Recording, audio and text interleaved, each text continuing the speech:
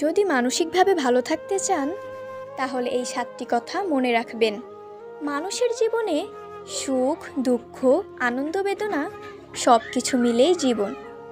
কিন্তু প্রতিদিনের চাপ, ব্যস্ততা, মানুষজনের আচরণ আর নিজের ভেতরের দ্বন্দ্বের কারণে অনেক সময় আমরা মানসিকভাবে ক্লান্ত হয়ে পড়ি। আর এই ক্লান্তি যদি দীর্ঘস্থায়ী হয় তাহলে তা হতাশা, রাগ, উদ্বেগ বা বিষণ্ণতার রূপ নিতে পারে। তবে এই মানসিক চাপ থেকে মুক্ত থাকার জন্য কিছু সহজ, গুরুত্বপূর্ণ নীতি মেনে চলা যায়, যা আমাদের জীবনকে অনেক শান্তিময় ও ভারসাম্যপূর্ণ করে তুলতে পারে।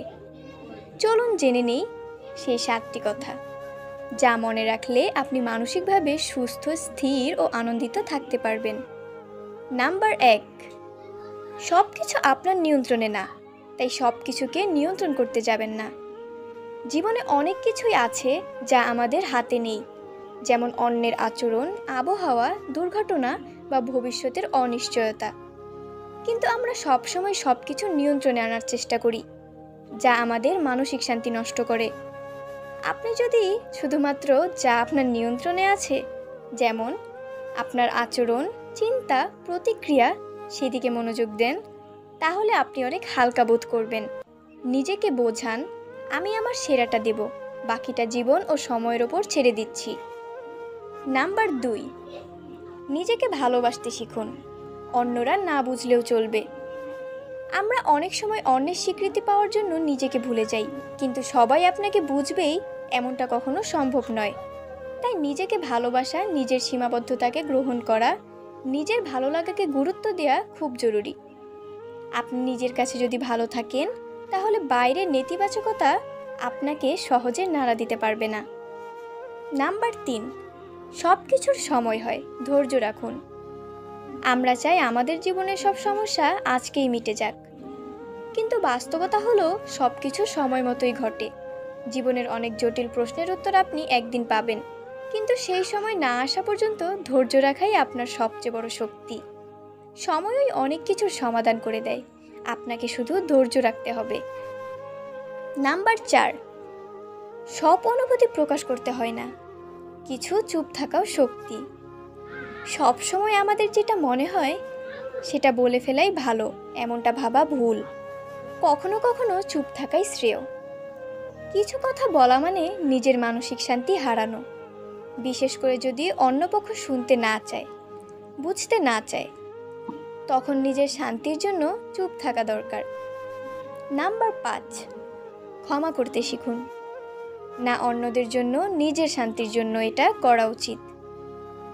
কাউকে ক্ষমা করা মানেই তার কাজকে সমর্থন করা নয়, বরং এর অর্থ হলো আপনি নিজের মনের ভাব হালকা করছেন। নিজের ভার হালকা করছেন। ক্ষোভ, রাগ বা ঘৃণা মনে ধরে রাখলে আপনি নিজেই ক্ষতিগ্রস্ত হচ্ছেন। তাই ক্ষমা করে দিন, ভুলে যান, এটা আপনাকেই শান্তি দেবে।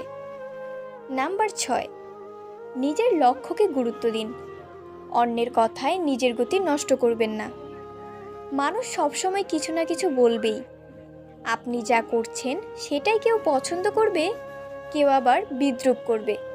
যদি আপনি সবসময় অন্যের কথার উপর নির্ভর করেন তাহলে আপনি নিজের পথ হারিয়ে ফেলবেন। তাই আপনার লক্ষ্য কি, আপনি কি করতে চান তা পরিষ্কার রাখুন এবং ধৈর্য নিয়ে সেদিকে এগিয়ে যান।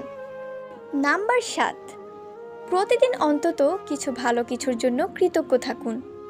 জীবনে অনেক কষ্ট থাকলেও প্রতিদিন ছোট ছোট সুখের মুহূর্তও আসে। সেই সুন্দর বিকেলের আলো, চায়ের কাপ, প্রিয় কারো হাসি কিংবা নিজের অর্জনের ছোট্ট একটা ধাপ, এই ছোট আনন্দগুলো ধরে রাখা মানেই কৃতজ্ঞ থাকা। কৃতজ্ঞ মানুষরা বেশি শান্তিতে থাকে, কারণ তারা যা আছে তার মূল্য বোঝে। শেষ কথা, মানসিক শান্তি বাইরের কোনো বস্তু নয়, এটি আপনার নিজের ভেতরের বিষয়। আমরা চাইলে কিছু অভ্যাস ও দৃষ্টিভঙ্গির মাধ্যমে আমাদের জীবনকে অনেক সহজ ও সুন্দর করে তুলতে পারি। এই 7টি কথা শুধু মনে রাখলেই চলবে না, প্রতিদিনের জীবনে প্রয়োগ করতে হবে। একটু ধৈর্য, একটু ভালোবাসা, একটু সচেতনতা, এই 3ই লুকিয়ে আছে মানসিক সুস্থতার চাবিকাঠি। নিজেকে সময় দিন, ভালোবাসুন, কৃতজ্ঞ থাকুন, তাহলেই আপনি হবেন মানসিকভাবে শক্তিশালী একজন মানুষ।